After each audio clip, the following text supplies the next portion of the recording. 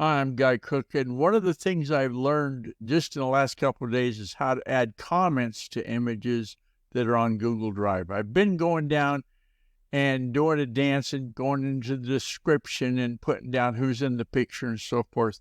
These are pictures that my mother saved for years, for all of my life. There's pictures that predate 1930s. So there's a big collection, and I've been archiving them and putting them into Google Drive.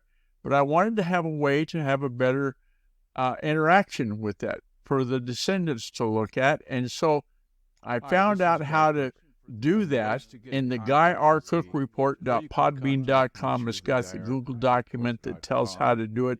There's 6 steps.